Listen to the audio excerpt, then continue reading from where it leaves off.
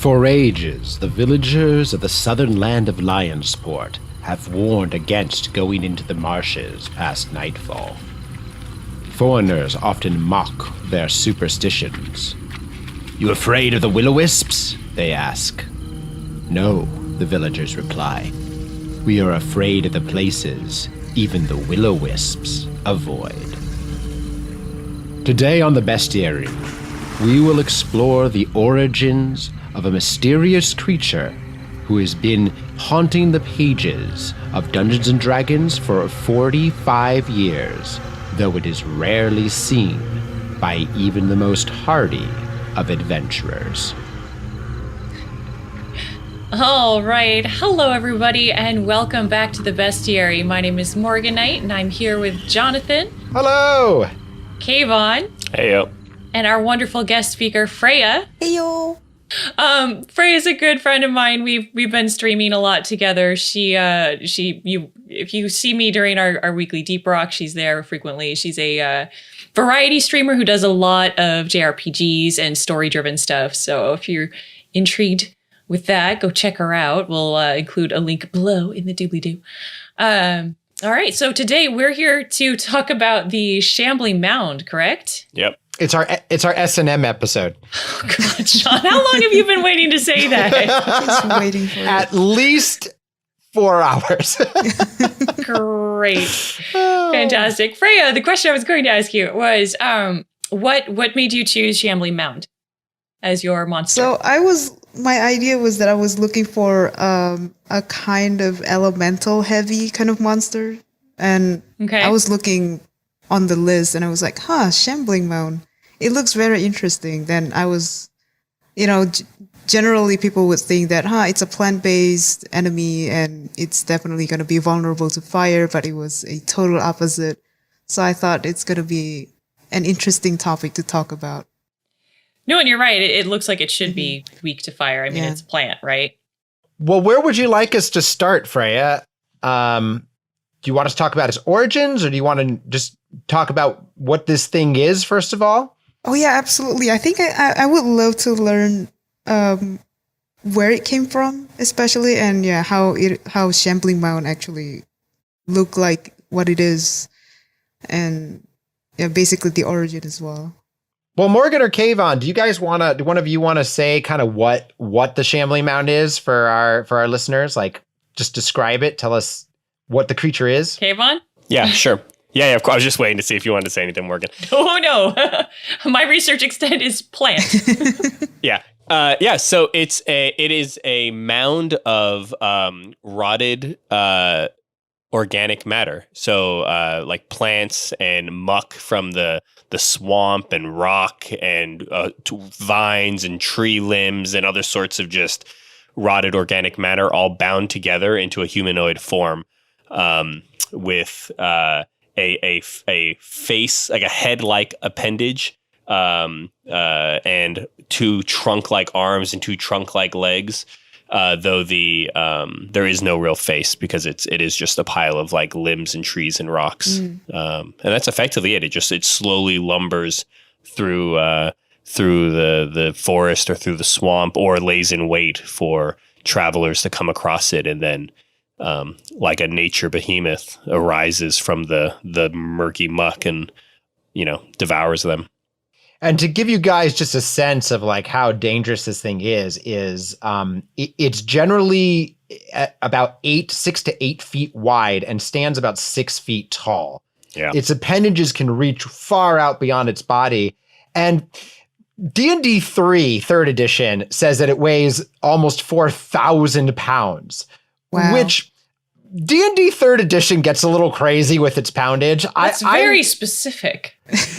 Well, I think we had another episode. I can't remember if it was the gelatinous cube. I think it was, where It was like, this thing weighs 15,000 pounds. And I'm like, no one else says that. So I don't know if just 3rd edition, somebody went, crazy with their poundage suddenly. Like, it is a big creature, and it does tend to engulf the people it grabs. It just shoves them into itself. And it does have enough crushing weight that you're essentially ground to a pulp inside of it. Its origins are actually kind of interesting. It's one of the earliest Dungeons and Dragons creatures ever devised.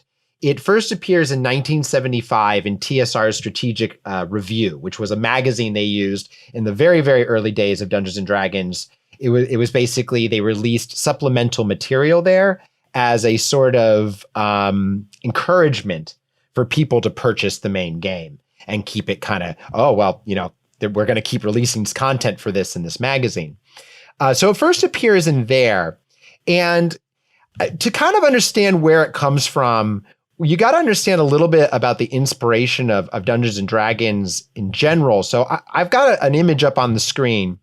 For listeners, what you're seeing here, or what people who are watching are seeing, is there's two Marvel comic book covers, and beneath them is shown characters that were drawn for Dungeons and Dragons. And you can see they're ripped exactly, actually traced in some cases from the covers.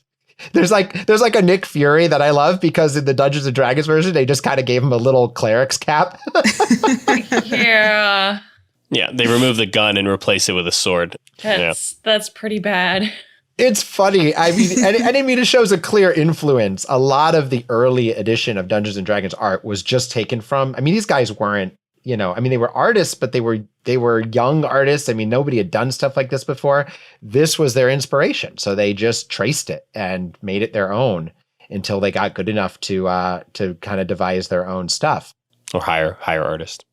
That too. Yeah. I mean, these guys were paid. I think it was like, I can't remember. The full story and these pictures are actually taken from Art and Arcana, which is a great Dungeons and Dragons history book, really, that's been put out by Wizard of the Coast. But the reason I bring this up is I'm going to show another picture here. And this is of the comic character. This is not specifically Swamp Thing. What you're looking at is actually just sort of a random swamp creature. The story here is that the 1971 was like the year of swamp creatures in comics. That year you've got, I know, it was like, let's all get swampy. 1971. I don't know what was the deal. But Marvel's Man-Thing came out in 1971. And kind of a story there was the guy who wrote that, his roommate worked for DC Comics, and he created Swamp Thing that same year, and they are essentially copies of each other. That seemed to happen a lot with Marvel and DC. Not surprised.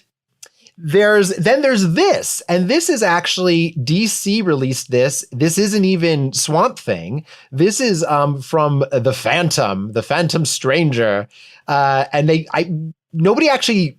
This is a mysterious issue. Nobody knows why this came out. They think it might have been to get the leap on Marvel's Man-Thing before it and show that they had a swamp creature coming. But as you can see, this picture on the right is the original picture of the Shambling Mound from the very first edition of Dungeons and Dragons. Oh yeah, I like its version now way better than this. This is just like, it looks like Clayface except with greenery. Yeah, it looks like a dude wearing camo. Yeah. It's a ghillie suit. And it has that snowman carrot nose. Yeah, the carrot nose. The carrot nose is a weird addition. But you can definitely see the similarities to this cover. And the other thing you can see a similarity to, I'm going to jump to another cover here, is this thing called The Heap. The Heap, which is that's a comic book name. It's just a giant shrubbery. Oh no. The hedge. The hedge. Oh, that's a great bad horror story idea. Oh my God. It's a green cookie monster. I'm going to give you guys, I think it's a green cookie monster. That's right. He hasn't had enough cookies. So this is what happens when you don't feed your cookie monster. I'm too hungry. I'm going to give you a guess, Freya, what year The Heap came out. Early 80s? I don't know. Mid 80s? It's a bit of a trick question. It's 1971 again. It's the exact same year as the others. One of the things that The Heap, though, it was actually one of the first swamp creatures ever created, because it actually dates from the 1940s. Now, why that's interesting is it's very, very probable. We know that Gary Gygax and a lot of the people who started TSR all read comics. They were of an age that they would have known of the fabulous Heap. I'm genuinely curious here. What, the Heap confronts man's ghoulish foe, sinister sight. Why? Well, these covers are kind of fun, right? Because if you go back to the other one thing I love about this, check out that lady's pose. Oh yeah, she's just having a good time on a bear rug. Like, she doesn't see it coming. She don't care. She has no idea it's behind her at all. She's just like, "Hey, hon, what's up?" That looks like a great movie poster. It does. I do love old comic book covers. I'm quite a fan. They're a blast. Well, jumping back to the Heap again, you can see, I think, again, the similarities in terms of just basic design for this. And, later on, Swamp Thing would become under Alan Moore in the 1980s. He'd become this big environmental statement and a very detailed story when the character was revived. But at this point in time, that angle wasn't there yet. And really, this whole movement was of these swamp characters was part of the monster movies that were making a comeback in the 1970s. Right. This started with a slew of vampire films in 1970. I picked out some of these titles. I know you'll love, Morgan and Freya. I've probably seen them. Oh, okay, here we go. So I picked out four of my favorite titles. We've got House of Dark Shadows, obviously classic Dark Shadows. Scars of Dracula, Ooh. Which I imagine is just, I don't know if he just like burned himself and it's just a scar, or if it's like scars. Metaphorical scars of Dracula? I don't. Maybe it's an early reference to The Lion King. I don't know. No. The Vampire Lovers, which, and this is my favorite, The Werewolf versus Vampire Woman. Oh, Vampire Woman. Vampire Woman. Excellent. Got some lady reps in there. The original Swamp Thing was a Frankenstein monster, sort of a Promethean thing, like a Prometheus doing good, the misunderstood monster. And that was part of this whole movement in the 70s where monsters started to become heroes. And that can probably be traced back to the Hulk in 1962, where that's, of course, based on Jekyll and Hyde and that idea. But I think this explains some of the origins of the mound, especially this idea of the Frankenstein monster bit, because one of the things that's very unusual about the mound is that it is created from lightning striking rotting shrubbery. Okay. And it is also healed by lightning in combat. Any lightning damage done to it heals it. That's and increases its size. Oh, depending on the version of the monster. Is that part of the 5th edition also, or earlier? I know it's in the earlier editions. I'm not sure if 5th carried it through. Do you know, Jonathan, if lightning increases the size of the mound in 5th as well? Well, it doesn't increase its actual size, although you could play it that way, but it does have lightning absorption. Whenever the Shambling Mound is subjected to lightning damage, it doesn't take any damage, and instead it regains hit points. So you could say it's gaining size as it's gaining hit points. You're accidentally healing it. Okay. Yeah. Yeah, in some of the earlier editions, it's they state that the mound itself doesn't grow from its original birthed size unless it's been struck by lightning, and that's what gives it the ability to become like a behemoth creature, is sort of that lightning absorption. I mean, the lightning absorption part was quite a surprise for me. Especially if that's your first time fighting it. I could see Freya lightning. Oh shit. It's like, yeah, if I were a mage, I think I would just do with all my elemental spell casting. Like I would probably first off start with a fire magic, and then it doesn't work. Try this lightning next, because lightning can also cause fire. Now I healed it. Whoops. And you would be surprised, because the Shambling Mound also has resistance to cold damage and fire damage. And fire, yeah. That's crazy. You don't want to go with the elementals, so like force damage maybe is kind of what you're leaning towards. It's a creature born of elemental magic, but unless you know that, you definitely would never expect it. Like that's the last thing you would expect if you have no arcane knowledge or creature lore. Mm-hmm. And I really like the earlier editions. I think even 5th edition, it actually explains all this. Like fire damage, because it's like a swampy, wet mass, fire damage is halved. So it just hits it and it just kind of is absorbed by this dense mass. And then cold damage is sort of the same idea. There is a really cool thing you can do in earlier editions, and I love it so much, I would probably let it hold in this edition. There is a spell called like turn mud to stone. And if you cast that on the Shambling Mound, it actually like forms this, it takes the mud out of its body and drops it into this giant boulder, like at its feet. And for a little bit, the mound is kind of wrapped around this stone. It has to get itself free. But after that, it can move as normal. Yeah, it can't attack while it's shifting this boulder out of its being. I also thought it was interesting that it has a +2 to stealth. Yeah, so on that, I'm under the impression that that's only really in swamps when it's not moving. Oh, yeah, okay. like effectively when it's laying in wait for an adventurer or a party to move through or on or by it. It blends in because effectively it is just a pile of ground.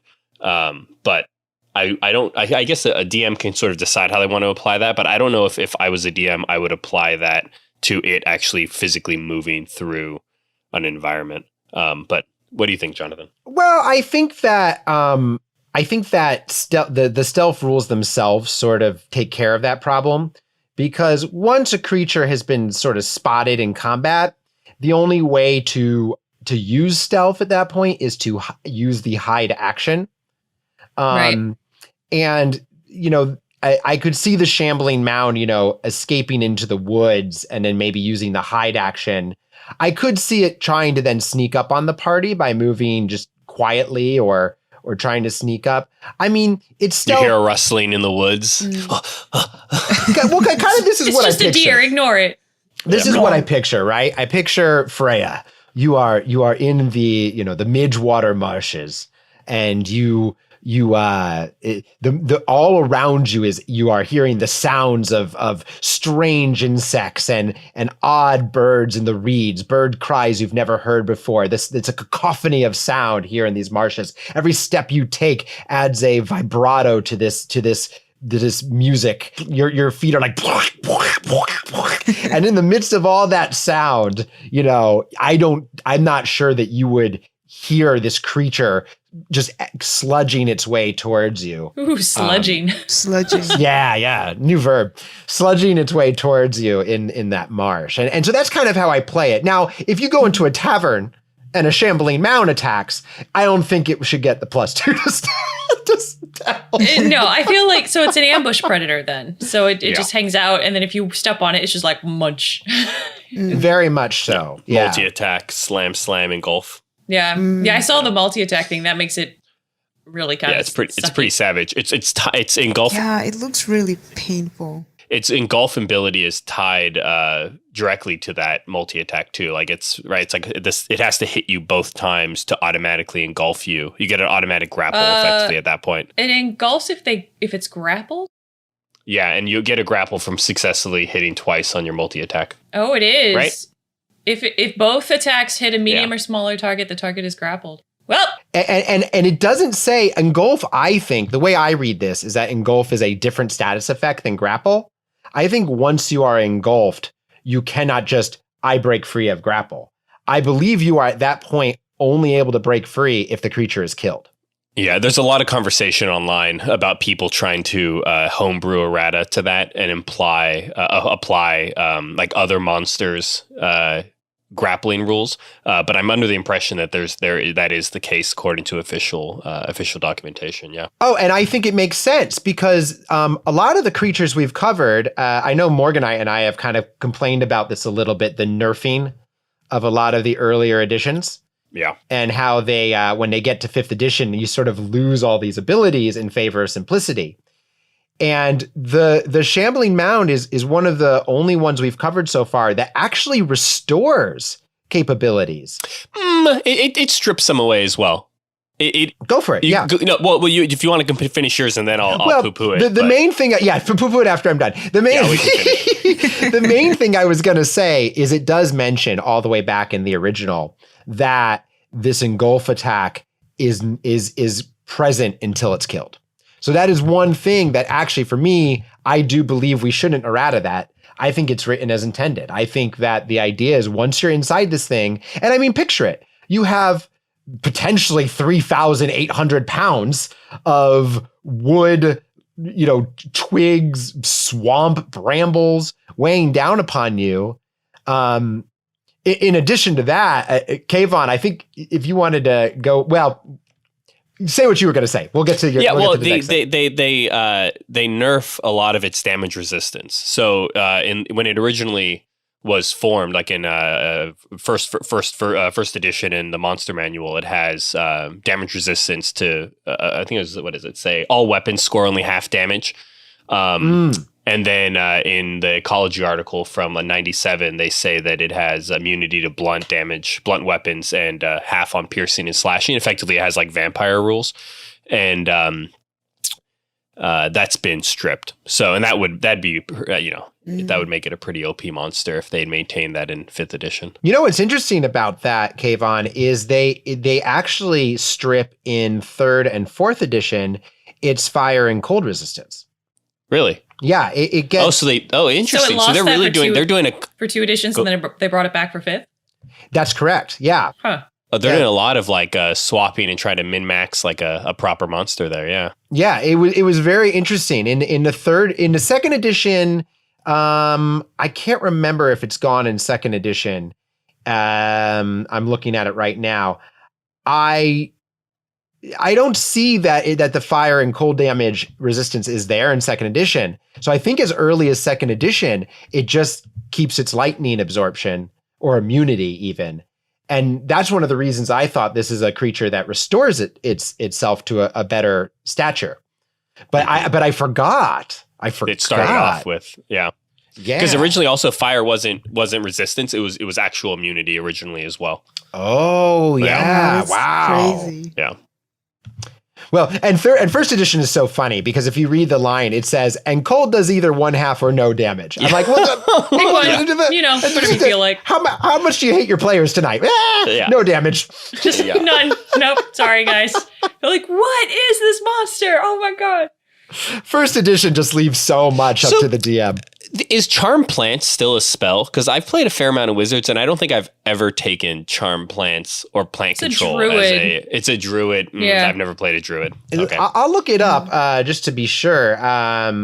Because I'm. Did you have that when you played a Druid? I don't think I had it. I remember looking at something similar to that when I was playing as Nysarius. Yeah.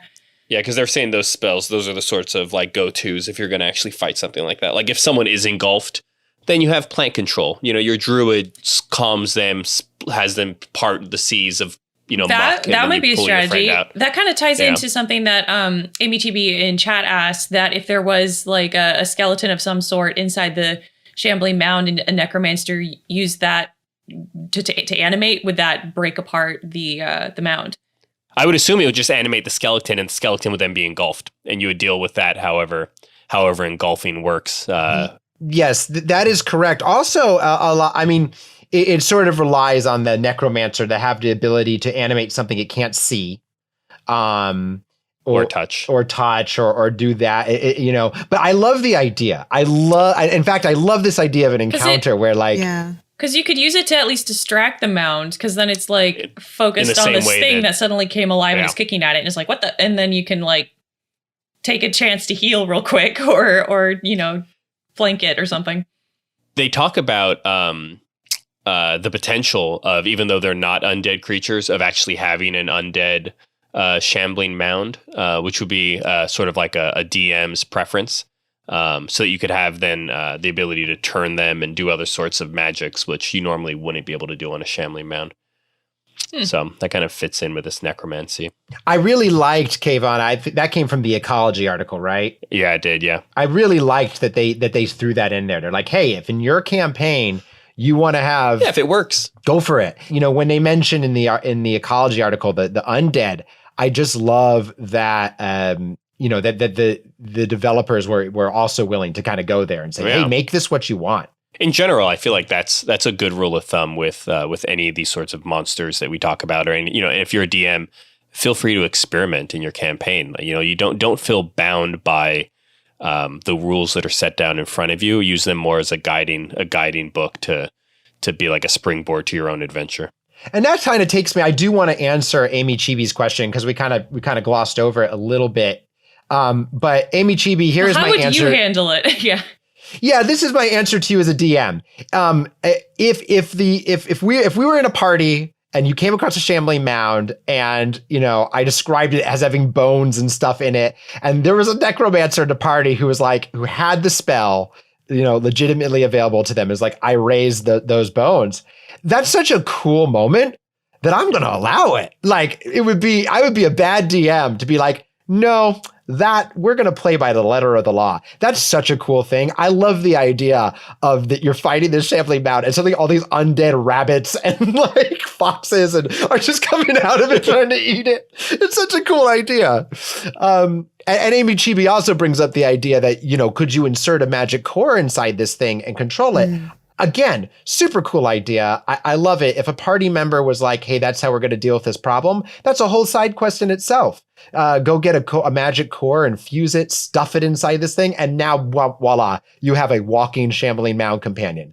What are magic cores? Catch me up on this. Is that like a functional magical item within the world, or no? I think Amy Chibi is just saying, you know, a magic core, TM trademark magic core, like magic core of some kind. Yeah. Could you use this to control the thing? And, you know, while it would be a little awkward if you needed to go to an inn for the night, I think it's, I can totally see that. Like, you're in the middle of the night, you're sleeping in the inn with your pet Shambling Mound outside, and you just hear it eat somebody, and you have to send the wizard down to beat it, and just like, spit him out, spit him out. God. Yeah, really anything for the sake of a fun story is a good go-to. Exactly. Well, I read a little bit about Shambling Mound when I was trying to find the effective way to fight against it, and yeah, the charm plant was one of them. And I also saw this one called plant control. Is it the same as that? That actually allows the caster to actually control the Shambling Mound? I'm not sure. It's a question. Yeah, I believe so. I believe that's one of the listed spells, plant control and charm plants that are referenced as having the ability to very directly control and affect Shambling Mounds. Yeah, that would, if you are a druid with that ability or a wizard with that ability, definitely use it. Yeah. Is it also under the druid class? Yeah, give me a second to pull up druid because I did play, but my druid was like beast transformation focused, so I didn't do a whole lot of the spells. I can at least answer your question, Freya, from the perspective of the old days. There's plant control and charm plant. And in the old days, what that would let you do with the Shambling Mound is charm plant would essentially get it to stop attacking you. And it would sort of view you as an ally, at which point you could run up and get a free hit on it, or you could order it to go away, or you could escape. Plant control would actually give you control of the Shambling Mound for a limited amount of time. And there is some remainder of this, especially in 4th edition. They actually talk about the Shambling Mound appearing sometimes as like an ally to bigger fights. So one of the cool things about the Shambling Mound, I really like the mound. I think it's impressive enough to be a challenge for lower level parties, but it's easy to make it effective for larger parties too, because you can make it just as part of a group. Like, picture this: you're fighting a high level druid, and he summons like 3 or 4 of these things to hamper and distract you and be a walking shield. And maybe he's even attacking you with lightning magic the whole time. So they're getting healed, you're getting struck. I mean, there's a lot you can do with these guys. Yeah, druids can even talk to him, potentially. Wow. What would they say? I don't know, but they have, what's their intelligence level? I think it's a pretty low intelligence. But there's if you take the forest circle, you can commune with nature. So in theory, you can like give them commands and talk to them and stuff. Okay. Yeah. This is time for a quick question. I gotta ask, what would you say to a Shambling Mound? All of you. What's your Kayvon? What's your one sentence word or question to a Shambling Mound? Stay, and then I run away. Like a puppy. Hold, please. Morgan, what about you? It depends on my character. Okay, well, you're playing Nysarius. I'm playing Nysarius. Yeah, your Dragonborn druid. Oh. And it eats you. And okay. Nysarius wasn't. How to say? She was ocean based. That was her thing. So she would kind of be like, "The fuck is this?" Is like, Freya, what about you? Oh, before that, I actually really like what Stalker said. Stalker on the chat says, "What's your life like? My life is in shambles." Oh, Stalker. Oh. Get out of here. boo. Freya, what's yours? I guess I would be doing a similar thing to what Kayvon would say, but instead I would just tell it to go away. Just go away. Leave. Go away. Leave. So there was something actually. I was curious if anyone else, when they were going through this, had any comment.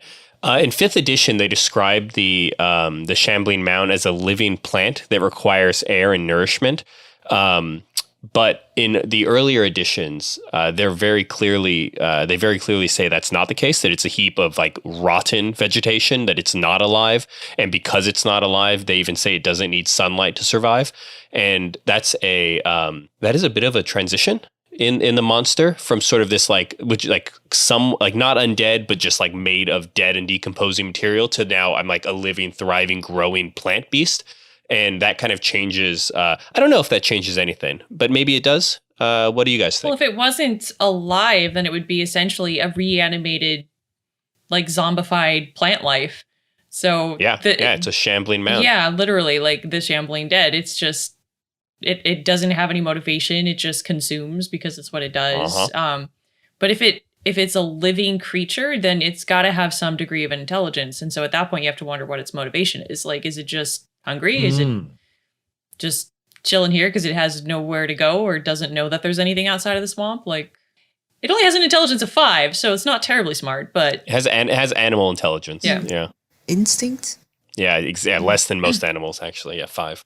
It does kind of seem like they're trying to have their cake and eat it too, because they say in the very first like paragraph of 5th edition's entry on them, this rotting heap of animated vegetation, you know, and they call it, I think they say at one other point, it's literally rotten, just vegetation. But you're right. Like then at the bottom, it's like, but it requires air and nourishment.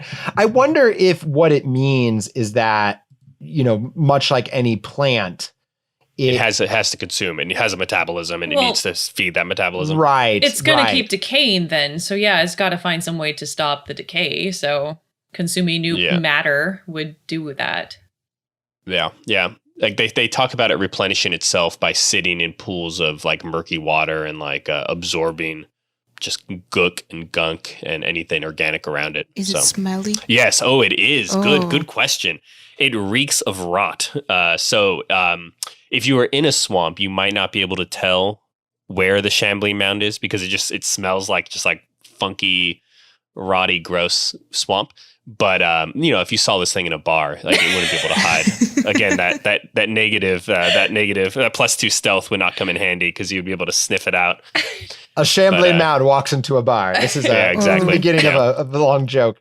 Yeah. So it depending on the terrain you're in, that may or may not be an issue. But yeah, it reeks of rot. So if you might be able to use that in a campaign if you're a DM to sort of start planting the seeds of there being a Shambling Mound before the players actually arrive and discover it. Interesting. Or that like the town has noticed a really funky smell and like coming from the sewer system or something weird like that. Yeah, I was thinking a sewer mound would be a really cool campaign idea, like in like a larger city because it's living down there, just growing and eating all the funk. But like that.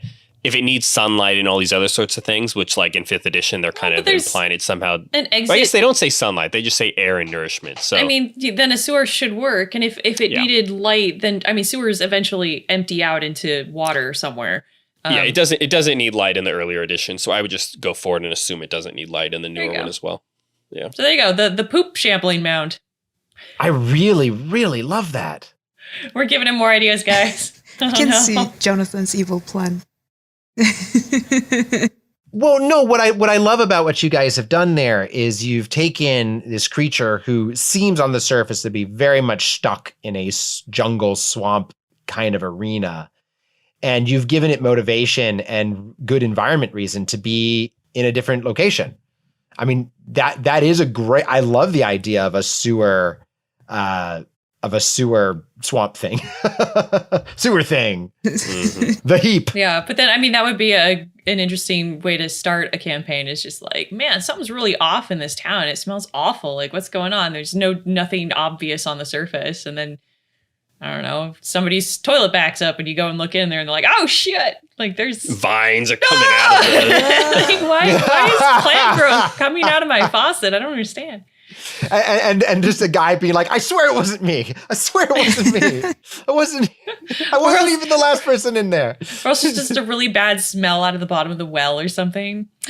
It's a pet Shambling Mound. Somebody dumped it in the well. Wow. And you know, it's the Shambling Mound is one of the creatures that is not trademarked by Wizards of the Coast.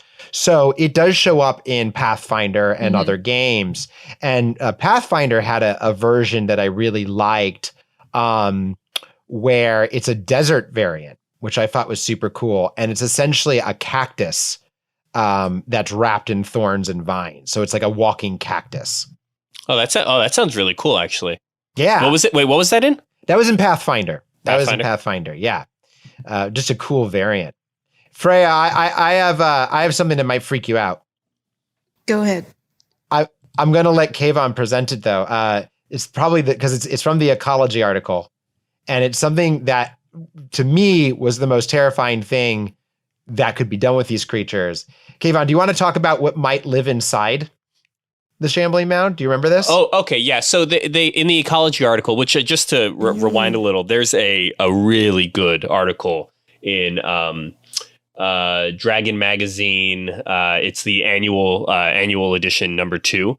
Which came out in 1997. And for those who are looking for it, search Dragon 1997, because that's how you'll find it. Yeah, Jonathan Richards wrote it. And it's this great story about the Monster Hunters Association, and they're getting ready to go hunt a Shambling Mound, and they have one of their little like researchers is supposed to be doing some research on some like looking up the details on the monster before they go, and they're just kind of too much of in a hurry, and they don't want to listen to him.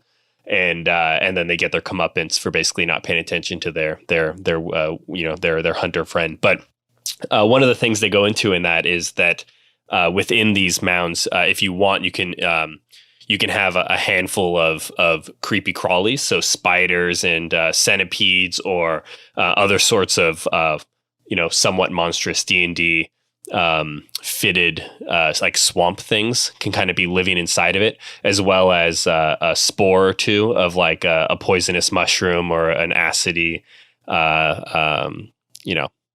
so effectively even if you do something like control plant or like calm it down and then go walk up to it, just because you're controlling the mound doesn't mean you're controlling the spores that are then going to attack you, or all the little creatures that are going to jump out at you and like nibble at you. And then also, if you do get engulfed by this thing, not only are you being crushed by its massive weight, you're potentially being attacked by centipedes or some other really messed up monster. Wow. Though they do say to make sure not to go overboard. Like only if they give us some advice. Like if you're gonna do this to your Shambling Mound as a DM, have it have 1, maybe 2 creepy crawly creatures, because it also would maintain its own. It doesn't want a bunch of creatures living in it necessarily either. So you don't go crazy. Mm-hmm. But I mean, if it's just a bunch of moving plant parts, it's probably going to crush anything that's in it too long. Yeah. But it just terrified me, the thought. I mean, we've talked on the spider episode about my love of spiders, but it terrified me, the thought of like you're engulfed by this thing and suddenly like all these spiders are swarming all over you. Oh. And I mean, because I have fallen into like a hedge before, and you know what I mean? And it's like the hedge attacks, and they look so soft on the outside, and you're like, this thing is covered in webs and like suddenly they're crawling all over you, and you're like, get off. It looks so cuddly from the outside. I like in the picture I've thrown up. This is a comparison, so you've seen Carrot Nose a lot tonight. But this is a comparison between the first edition and this is actually the 4th edition art, but they kept it for 5th edition, unchanged.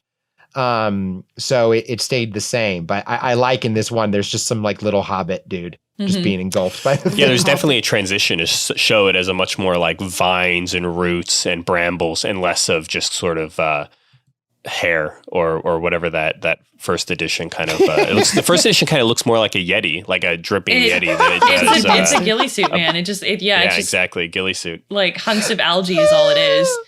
I do think it's interesting though that all of these forms have 2 legs, 2 arms, and a head. Yeah. Why? It isn't known officially why. Then that's part of the lore of this like Fey origin with the Frankenstein lightning bolt. Like, right.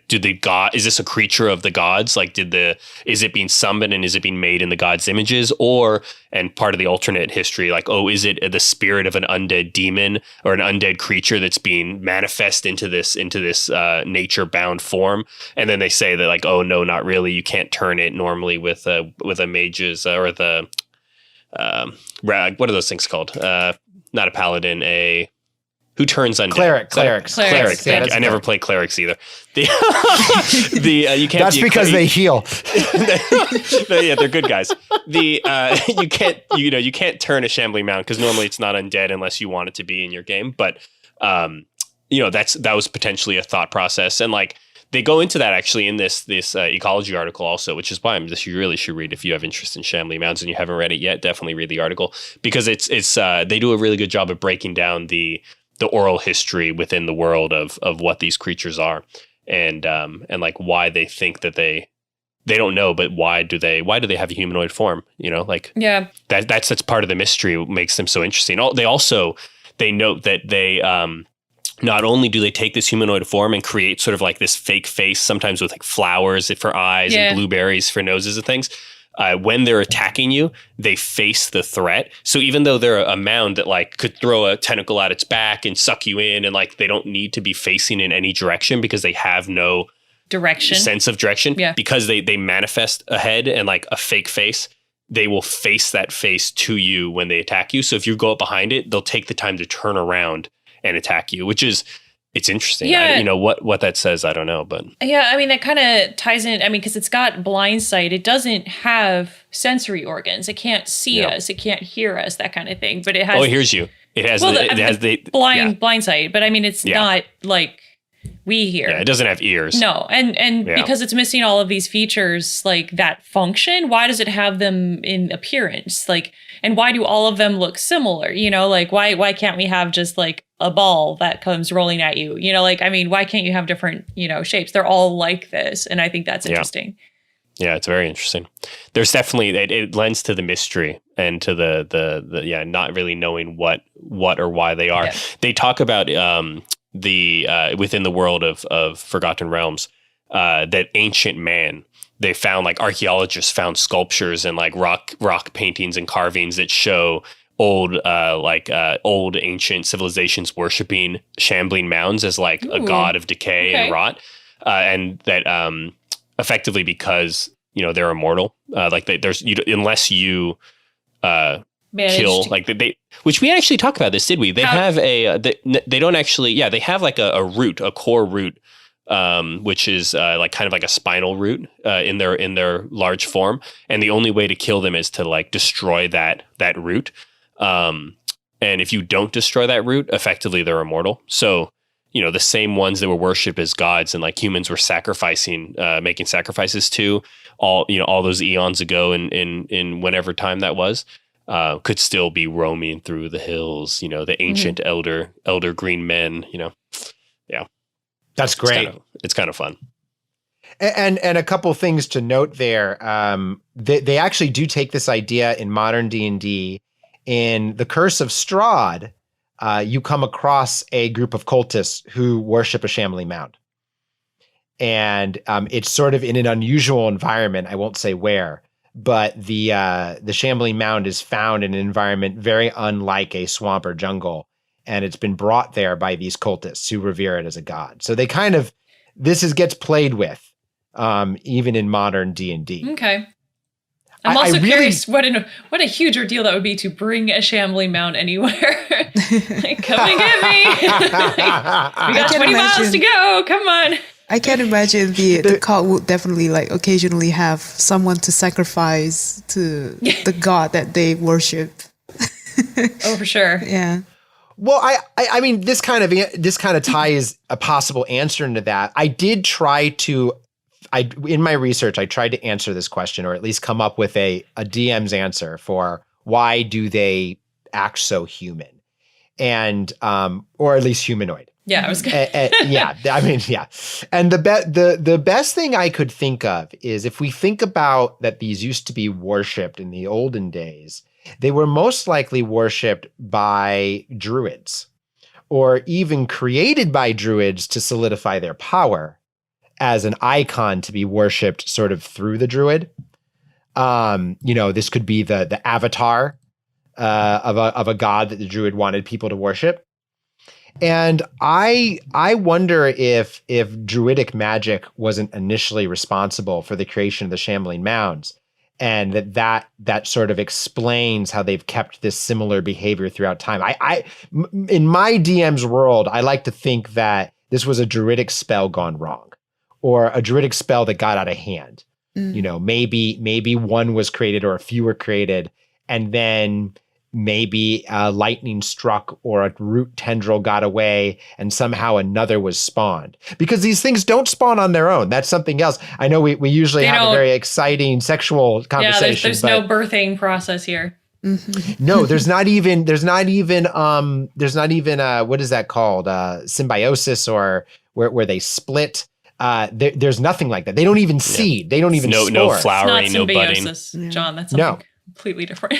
Yeah, I can't. What was it? I don't know. We throw out a lot of scientific terms we don't understand on the Bestiary, but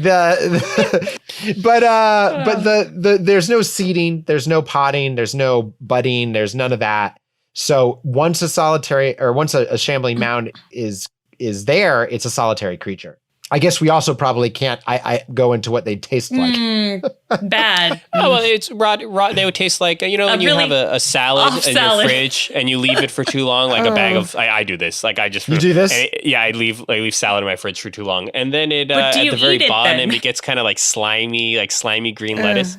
I haven't eaten that slimy green lettuce except for on accident, but I imagine that's a lot of what the general, like that plus a few more years, So I've never done that, Kayvon. What does that taste like? You're an expert. It smells gross. It's that's disgusting. For sure. You'll open a salad bag and just be like, no, put it away. I thought you said you've done it by accident. Every so often you pour your bowl of salad and like there's one or two funky lettuce in there. So yeah, it's no good. No good. Okay.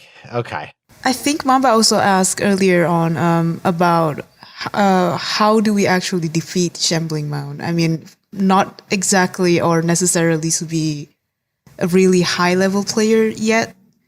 Let's go into how they work in D&D 5, and then maybe Kayvon and Morgan can speak up with some player ideas.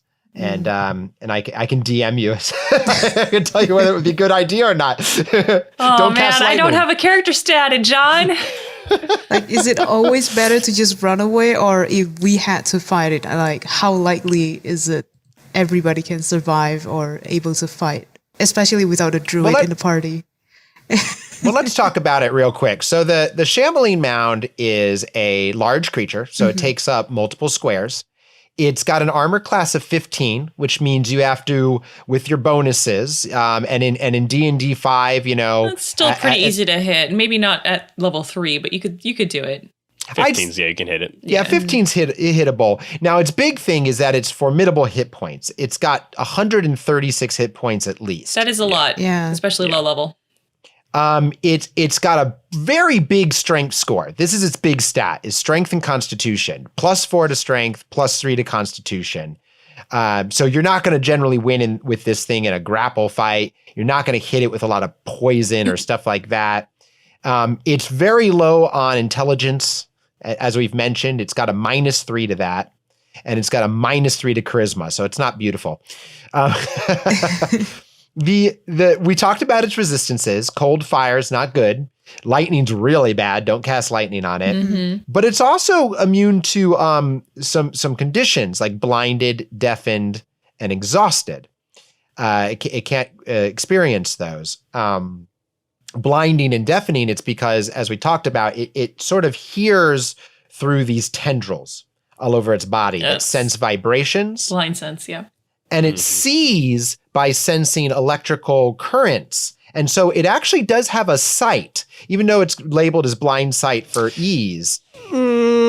Did you buy that? Because they talk about that in the ecology article, but I feel like that's just people, like the people of the world explaining how is it this thing sees things. Because how would they know? I love this. I love that you are questioning the ecology articles. You're like, those wizards didn't. No, because we've established, for people who have been listening to this, the ecology articles are flavor text with some rules.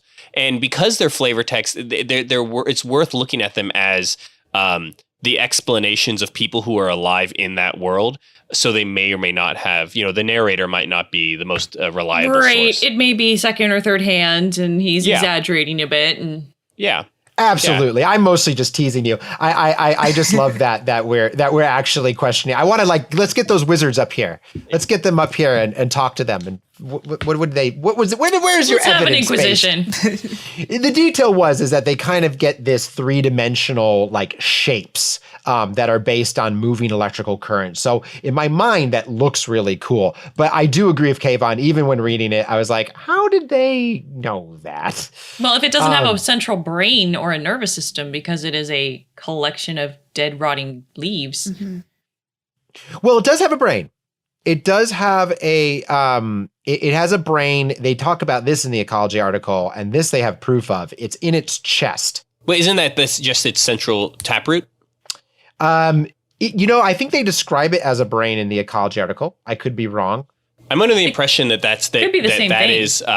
I'm under the impression that is the central. It's the thing that was struck by lightning that animated the rest. That's of the central root body. stem. It's not a brain like ours. It's the central root stem. But for all intents and purposes, that is the magic core stone that Amy Chibi was talking about. So the big, to get into its attacks, Freya, when it attacks, it makes 2 attacks at once, and it's going to try to make them against the same target, because if both attacks hit, and it gets a +7 to its die roll on this. Oof. So each attack that hits, first of all, does an average of 13 bludgeoning damage. That's pretty big for a level 2 or 3 character. Yeah, you're pretty close to death at that point, depending on your class. For reference, a lot of level 2 characters might have 14 to maybe 18 or 20 health. You're very squishy. But the worst thing about this, of course, is if you're hit with both attacks, and even high level characters have a decent chance of getting hit at +7 to hit. Let's keep that in mind. A high level character, generally the highest AC you can get in D&D 5 is a 24. That's incredibly high too. Yeah. Very high. Yeah. Most classes don't get that high. If you're a paladin or some kind of tanky class, you might get that high. But +7 to hit, you still only have to roll a 17 on that. It's not the best, but considering that most classes only get to 20 at max or 21, that's a pretty decent chance that it hits you. And if it hits you with both of these, like I've mentioned before, you're engulfed. And according to the rules, once you're engulfed, you're in. You can continue to strike it from within at great disadvantage, but you're in it, and you're in it until it either spits you out. So ranged attacks are best then. You don't want to get close. And Morgan brings up a good point. You don't want to hit it with elemental stuff, because that's clearly not going to work. Would necromancy kind of necrotic damage or acid damage should be fine. Acid damage would work. Mm-hmm. Acid, force. Since they don't, they remove the damage resistance to bludgeoning and piercing and all these other slashing and these things. It allows you to now actually engage it with martial weapons, which in the earlier editions of the monster, you really had to stay away from it and use ranged magic that happened to not be elemental. Mm. And a thing to note about range that's also good is that you are the Shambling Mound is only got a speed of 20 feet. Yeah, it is slow. You can't outrun it. You can easily outrun it. You can outmove it and attack. So you could essentially stay ahead of this thing and never get hit by it. Now, as a DM, my sort of advice to a DM running the Shambling Mound is this thing is not going to want to leave its natural environment where it has the advantage. So here's what's going to happen in a normal encounter with a Shambling Mound. The party's walking through a swamp. Let's say Freya's in the lead. Freya, you're in the lead there. Oh no, bad idea. They coerced you into it. Sorry, Freya. Nita, take point.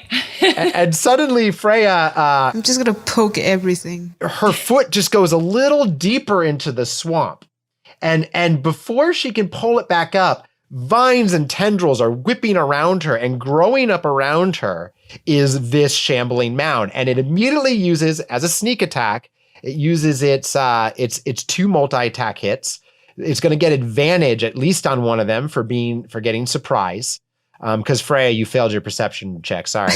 And it hits her twice. It engulfs her, and then it bails with Freya inside of it. Yeah, so it's the party has to chase after it if they want to rescue their member, or else they're like, "Peace out! Like, we're done. Bye." So it is an ambush predator. That would be how to use it effectively. And don't forget, as a DM, that because they're in a swamp, you could be saying this is difficult terrain. So they move at half speed. But the Shambling Mound, which has a swim speed in addition to it does, 20.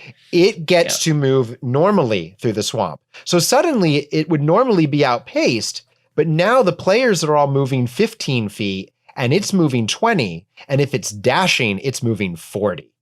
It's going to outpace them very quickly. So, that I think is how to make a Shambling Mound attack really scary and devastating. And then if it's a higher level party and you really want to freak them out, throw a swarm of spiders inside of it.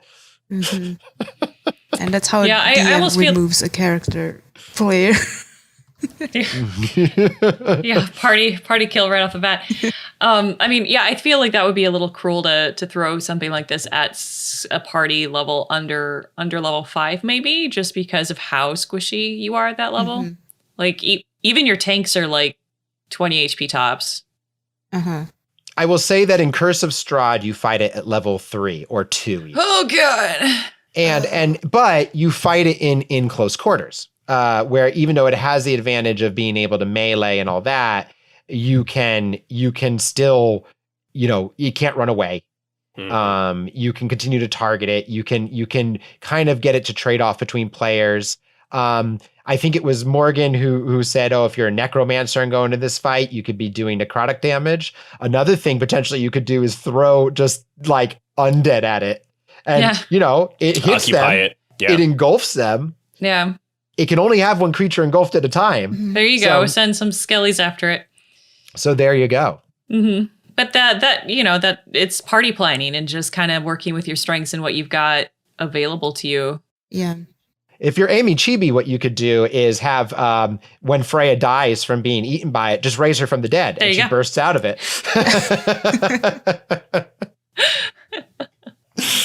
So yeah, but the cool thing about it is as your party gains in levels, unlike some of the creatures where we've really struggled to say like, hey, this is going to be relevant at higher levels, I think the Shambling Mound can be made to be relevant at a lot of levels, just by either changing its tactics or adding more or putting it under the control of a more powerful creature like a druid, or even a dryad. Or something like that, or a black dragon. I think it's mentioned in the black dragon stats that they can create them, which was weird. Wait, they can create them? Yeah, they say in the black dragon stats they talk about the corruption of the black dragon can create an evil Shambling Mound. So what's a normal Shambling Mound? Chaotic good? Yeah, just neutral. It's a creature of the land. It's just living. It's not trying to like hunt down people. Just doing its thing. It's just a giant trapdoor spider. Don't worry about it. Yeah, exactly. Spiders aren't evil. Well, maybe some are. Well, depends on who you ask. Yeah. Or if they're inside a Shambling Mound. There was something interesting, which I want to go back a little bit to the humanoid appearance. If you and also this was within combat in the earlier editions, and I think you could carry this forward to 5th edition as well. It seems fine enough. But in the earlier editions, if you were to cut off one of the arms or limbs, because the limbs, there's no difference between an arm or a leg or even the head of the creature. It's just like the biomass being moved around. If you cut off its arm, it'll readjust its biomass to rebuild the arm after a turn. Like it takes like a turn or something for it to do it. But when it does so, it maintains the same size, which then makes it slightly less dense. And in order to compensate for that within combat, they say you can just drop the armor class down by 1. So if you have the ability to do some really good called shots and like slice off limbs, it'll reconstitute the limb, lowering its overall armor class and making it easier for you to hit it in the future, which I think that's also a pretty cool that would be potential tactic. That would be a really good tactic for like a melee focus team, especially like barbarians. You got your rogues, that kind of thing. That would be a really good way to go. Yeah, a lot of limb. It's interesting because in the earlier editions of Dungeons and Dragons, I think that they allowed the DM to really just, players could be like, I want to attack its limb, and the DM, just as they could decide whether cold damage was working that day, they could sort of be like, oh yeah, the limb cold gets shot. Yeah, the limb gets hacked off, sure. And then, I'm going to give it a penalty for that. D&D 5 has really, I feel one of the things D&D 5 doesn't really simulate is that level of detail very well. Once you start getting into like limb hacking, there's not a lot of mechanics to deal with that in the system. And most monsters don't really include it. They don't include it in sort of the monster. If they do include it, it's kind of in a descriptive way. Like, yeah, you definitely have to go back. Like this is added as a rule adjustment, like that within the. I believe this is also the ecology article. It's added as one of the footnoted rules, but it's. But yeah, they definitely don't have the called shots in the same way. Anything else for us, Freya? Oh yeah, I was also quite curious about the alignment because I also read a little bit. It says until the 3rd edition, it used to be a neutral. Does that mean it used to be very passive compared to what it is now? Alignment doesn't mean your alignment doesn't determine like how aggressive or passive you are. Like a good aligned paladin could be very aggressive about hunting down evil. Alignment is more where you stand in the balance of morality and ethics. So what neutral meant is that the Shambling Mound didn't have any code or laws it lived by, and it wasn't good or evil. It was just a creature. It just sought food and it ate food. It did so in sort of a horrifying way, but it wasn't because it was evil. It was doing it because that was just how it fed. This changed in 4th edition when they became unaligned.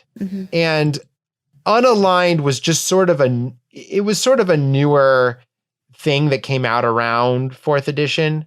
Where a lot of creatures that previously had been neutral became unaligned. And it was just to highlight, like, they don't have alignment. So you couldn't shift their alignment then. You couldn't make a Shambling Mound good. It's just unaligned. It doesn't have an alignment. It's not, you can't reason with it by saying, well, in favor of balance, you shouldn't eat me because you ate a halfling yesterday and to eat one today. Well, that's not balanced, so you couldn't, so it just took it out of the equation. And that's why they made that move. Okay. Now it makes sense. Yeah.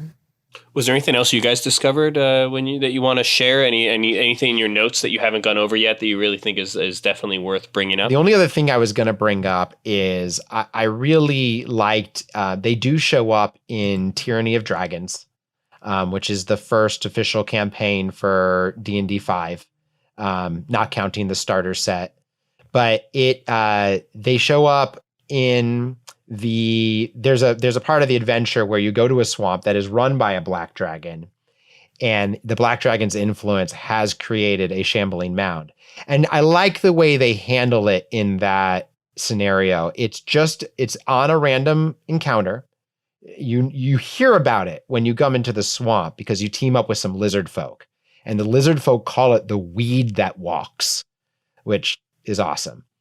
And they're scared. They're terrified of it. And you may never encounter it. It's just one option on a random encounter table.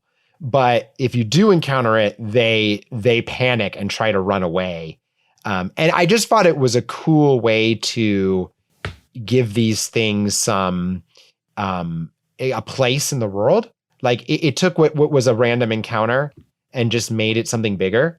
Like it's a story. It's part of, its presence in the swamp actually affects the other creatures in the swamp. And I really, that felt more like old D&D to me, like second edition and first, where they really tried to, world build around creatures. And I liked that little bring back of the Shambling Mound. I did just notice Black Diablo Mamba. Sorry, I tripped over your name again. I'm so sorry. That he asked what ingredients can be made from a Shambling Mound, because we talked about you don't want to eat it, but can you make? Are there any ingredients for spells or something? Kayvon, did you see anything in the ecology article?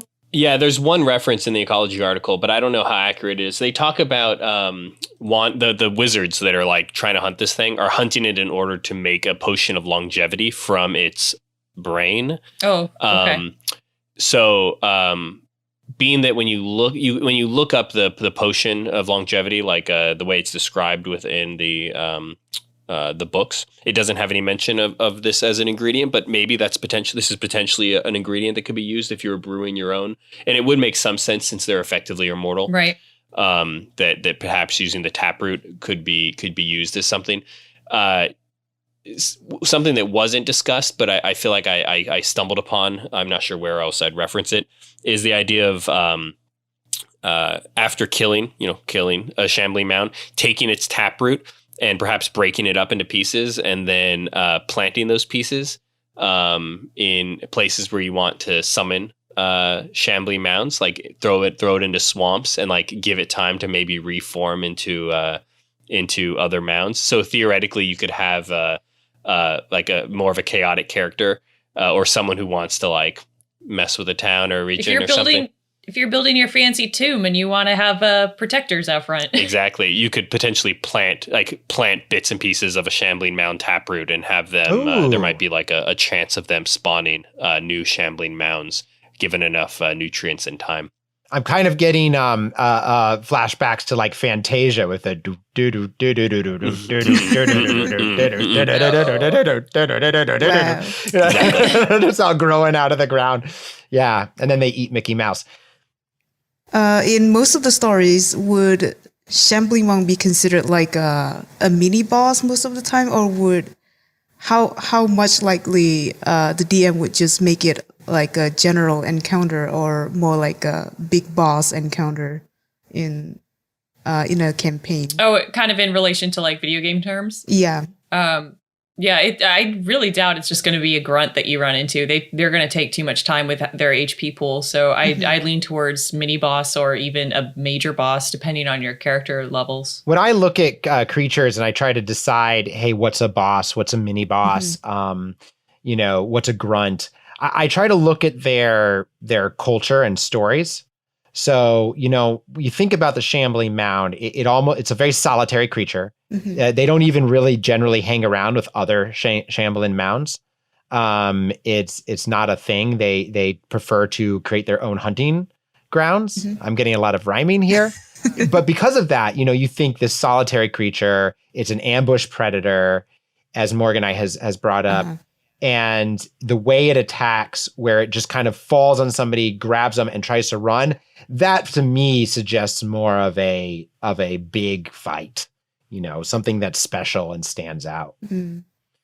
I think it would be a disservice to just throw them in as and you come into this room and there's a Shambling Mound and you fight it and you go to the next room, To be fair, that's almost always a disservice to any creature in Dungeons and Dragons. I mean, I think back to us playing Carrion Crown with you, Freya, on Morgan's channel.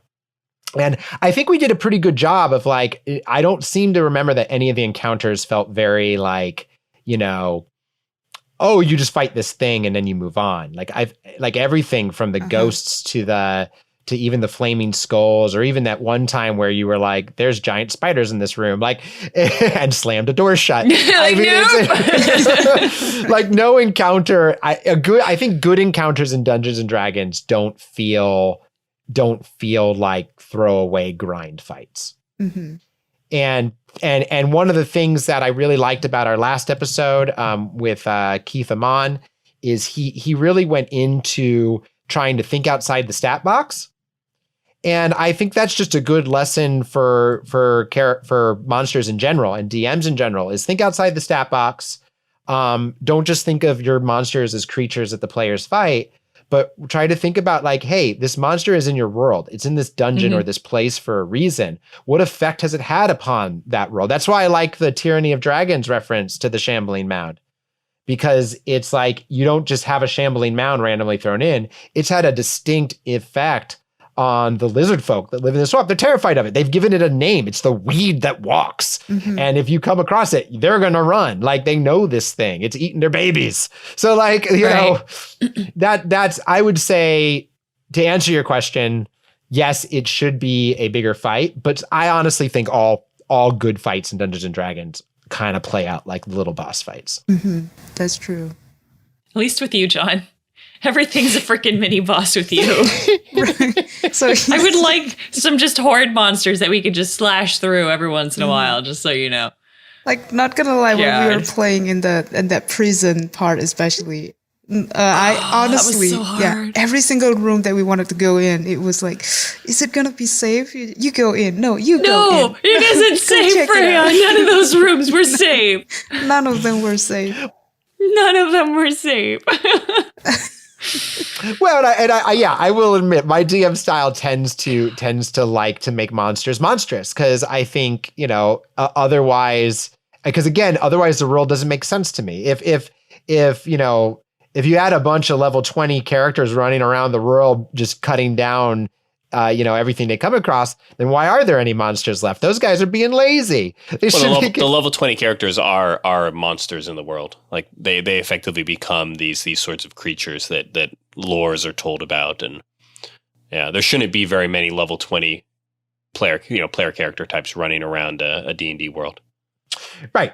Yeah. So the world makes sense, I think, when monsters are monsters. And, you know, that means they've been tough. They've been tough to kill, or else they would have been eradicated. If anyone wants to hear someone in a similar sort of venue playing a really interesting Shambling Mound, Rob Schraub on Harmontown, maybe a year and a half ago or so, for several episodes, played a Shambling Mound when they were doing their Harmon quest by the name of Gary Shambling. Which, a little shout out to Rob Schraub. It was a really, really good character. Oh, well, if you find the link to that episode, or a set of episodes, we'll put it in the description. Yeah, we'll put them in for sure. Well, I think that is all we have time for, unless anybody has one final thing they want to throw. Freya, anything out there? I think I pretty much know Shambling Mound way better now, especially because sometimes from just reading the introductions and the synopsis of Shambling Mound, obviously I really want to know in a perspective if it's applied in a game. There is actually not a ton of information about the Shambling Mound in the sense that it only has one ecology article. It never got a lot of focus outside of that. It definitely has been around, like I said, 1975. So this is 45 years later. So the Shambling Mound has been a monster for 45 years. But in that time, it has remained very stable. It is kept its place, doing what it does, and occupying the swamps and maybe the sewers. The sewers. But it was great to talk about it, because I do think it is a really fun monster. I think it's probably a little underused. Mm-hmm. And I think that I would encourage DMs to try to think of ways to use it in their campaigns. And yeah, so do we have a monster picked for our next session, or is this going to be just us? No, we do. No, our next session is February 8th. It's going to be a little earlier than usual because the guest is on the East Coast, but it is going to be at 3 p.m. It is with Robert Kenzie. Robert Kenzie is a game designer and author. He created the Tomb of Hajamoth campaign, which, if you follow Alignment May Vary, which, by the way, I got to give a quick shout out to Freya. She did the outros for our Alignment May Vary, our radio play. So if you have listened to the radio play, it is Freya's voice at the end of each one. It was a massive part of our campaign. It ended up taking a long time. And not just taking a long time, but it established, I think, every major character plot that we have continued to develop over the course of the 3.5 years we've been playing. So Robert Kenzie was very inspiring to us for that. And he's going to come on and talk about orcs. All right. Well, thanks to everybody for watching. This has been The Bestiary. We're part of Alignment May Vary. Check out our stuff at alignmentmayvary.com, and we'll see you next time. Bye. Bye. Later.